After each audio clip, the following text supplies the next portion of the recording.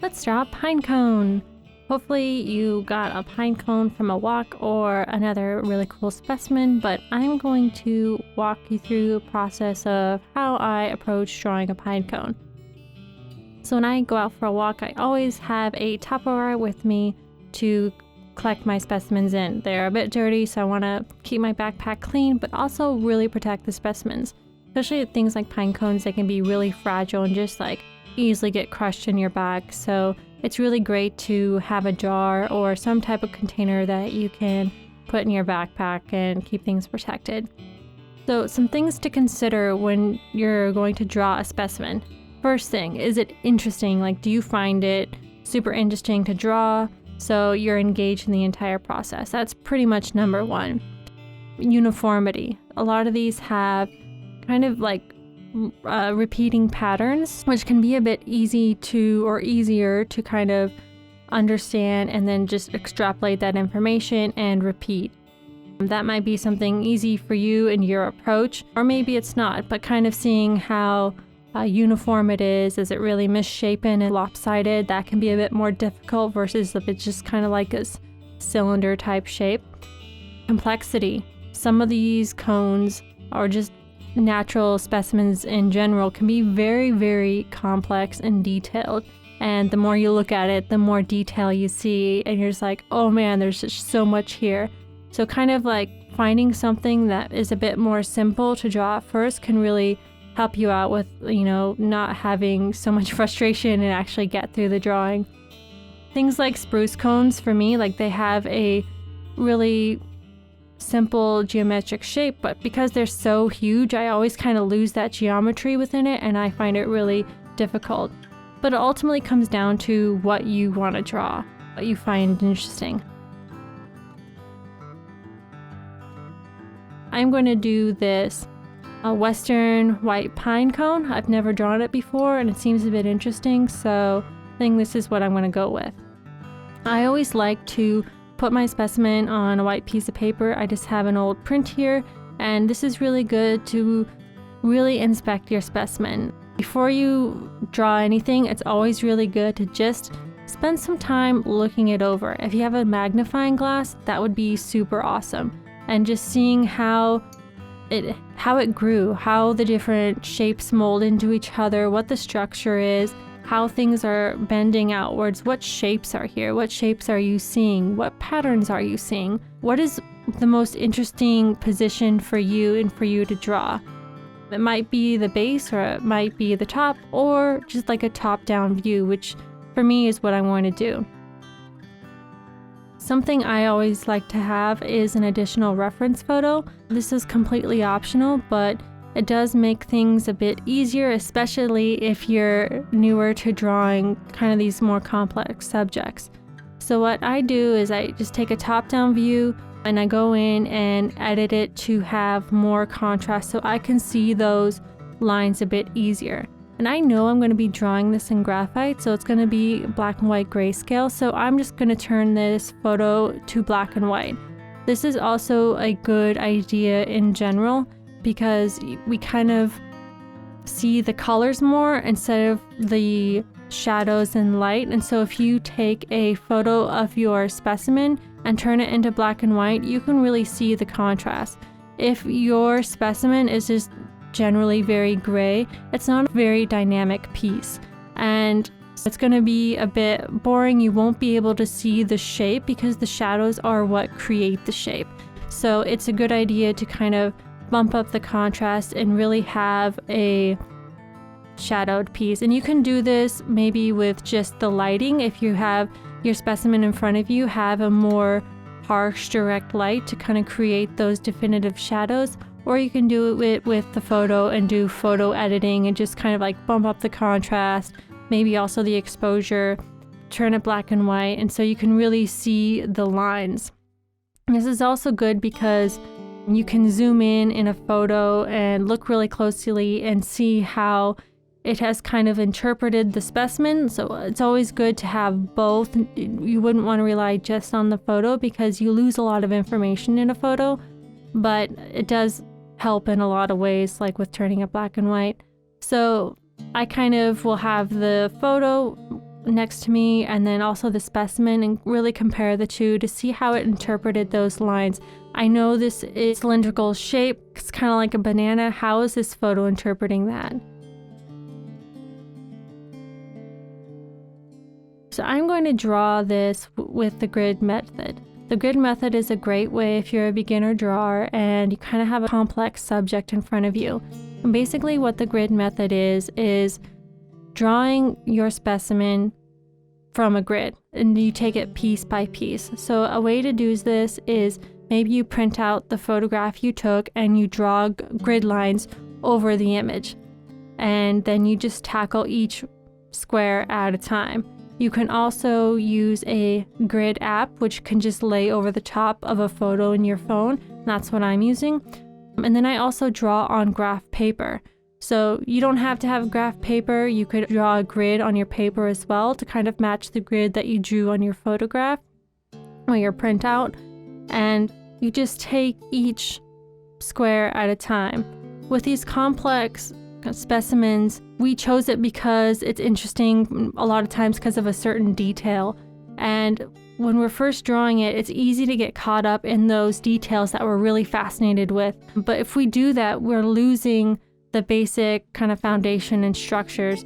We need to ignore those complex details, which are just surface details, and focus on the structure, which is, again, the shadows.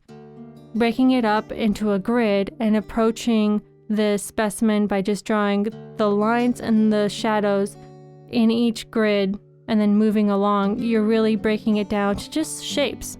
It's just shapes, and that'll help you get the fundamental, like, measured structure down first before you get into the details. I am doing this initial sketch in an HB pencil. HB pencils are great because they're not too hard to put indents into your paper, but they're also not soft enough where they'll smudge.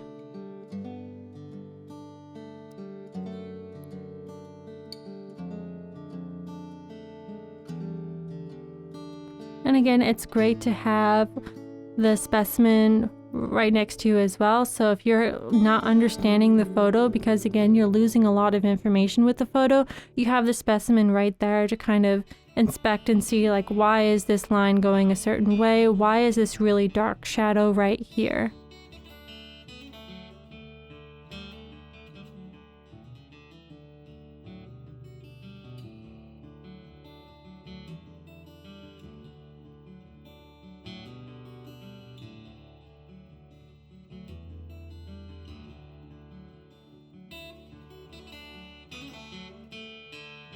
The camera ran out of batteries and I lost the next step. But basically what I did was just kind of did the outline and then went in with that pencil and filled in the shadowed areas and left the lighter parts white.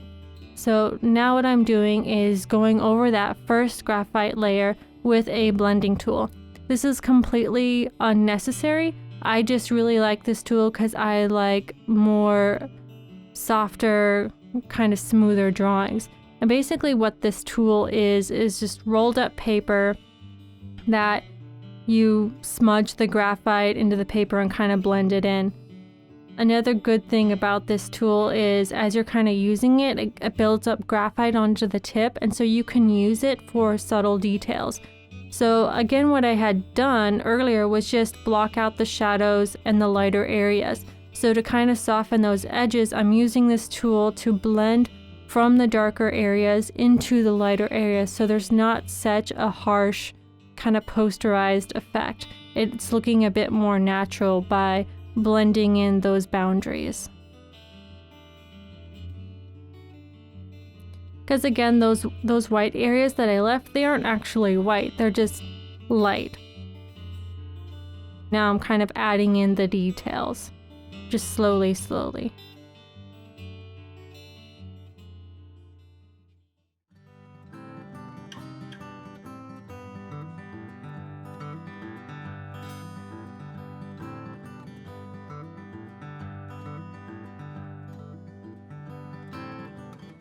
The final step of this is then going in and darkening up the areas even more, and this is getting more into those details that we're more interesting to begin with. So I'm taking a softer, darker pencil. This is a 3B. I again drew with an HB, and so this 3B is a bit more softer. So what that means is more graphite is actually put onto the paper. And so I'm looking at my specimen and seeing where those darker areas are, where are the shadows. I'm not really looking at my photo reference anymore. The photo reference was more for the basic kind of structure and shapes and being able to erase these details from my mind and just seeing the picture as shapes and getting that down. Now I'm doing the more fun part and just kind of adding in little details and darker areas that I see on my specimen. So I'm seeing these kind of like the areas that I left white, they still have little ridges and shadows in them. They still have some color. So I'm just going in and adding in the little lines, the little kind of like doodads. I did leave out, there's a lot of sap on this pine cone, and I didn't want to include the sap because that's just another complexity that I didn't want to take on for this drawing. And that's something you can do if you see like, oh, I want to draw this structure, but I don't want to do these little bits.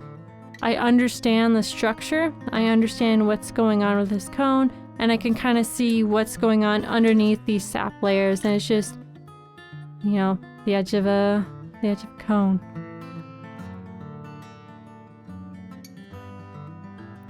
And I can do this, or you can do this several times.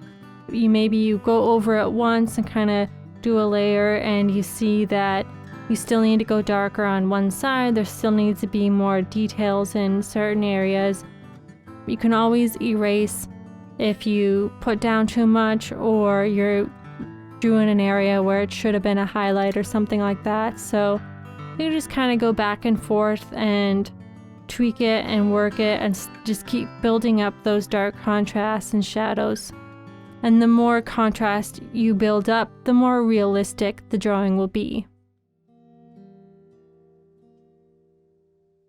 You can even go to a darker pencil. A lot of times with drawings, I kind of have a few steps where I'll do the HB basic one, blend it, then I'll do a 3B, blend it, and then even go to a 5B.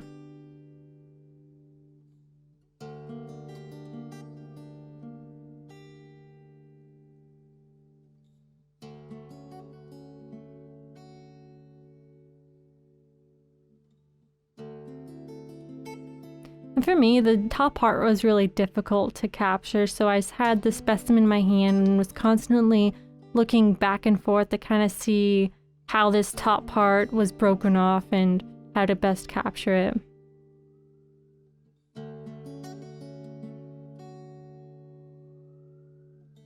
And then I like to outline things to kind of show borders. This is completely personal preference. So I'm just going around the outer edges of everything. Because I left so much of it white, I didn't want to have just like it blend into the background of the white graph paper.